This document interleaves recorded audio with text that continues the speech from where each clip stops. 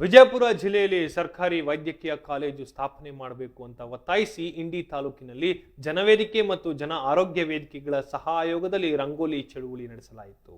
ಈ ಮೂಲಕ ಸರ್ಕಾರಕ್ಕೆ ತಮ್ಮ ಬೇಡಿಕೆಗಳನ್ನು ತಲುಪಿಸುವಂತಹ ಪ್ರಯತ್ನ ಮಾಡಲಾಗಿದೆ.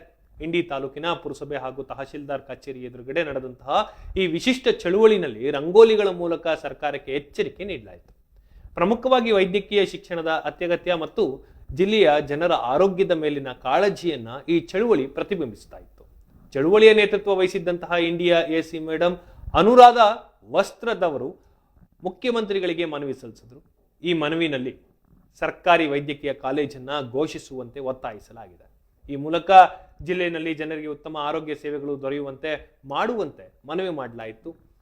ಹೋರಾಟ ಸಮಿತಿಯ ಸದಸ್ಯರಾದಂತಹ ಸಿದ್ದರಾಜು ಮಾತನಾಡಿ ಕಳೆದ 2 ತಿಂಗಳಿನಿಂದ ನಡೆದಂತಹ ಹೋರಾಟದ ಸ್ವರೂಪ ಮತ್ತು ಅನುಭವಗಳನ್ನು ವಿವರಿಸಿದ್ರು.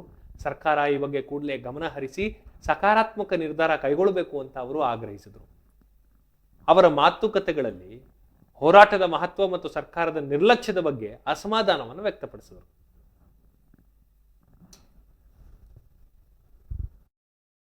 ವಿಜಯಪುರದಲ್ಲಿ ಜಿಲ್ಲೆಯ ತಮ್ಮ ಸರ್ಕಾರದ 6 ಶಾಸಕರಾಗಲಿ ಯಾವುದೇ ಪ್ರಕ್ರಿಯೆ ನೀಡದಿರುವುದು ಕೈಬಿಡಿ, ಪಿಪಿಪಿ ಮಾದರಿ ಕೈಬಿಡಿ,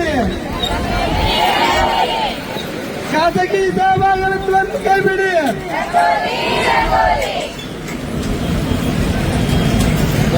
ಕರ್ನಾಟಕ ಜನ ಆರೋಗ್ಯ ಚಳವಳಿ, ಸನ್ಮಾನ್ಯ ಮುಖ್ಯಮಂತ್ರಿಗಳು, ಕರ್ನಾಟಕ ರಾಜ್ಯ ಸರ್ಕಾರ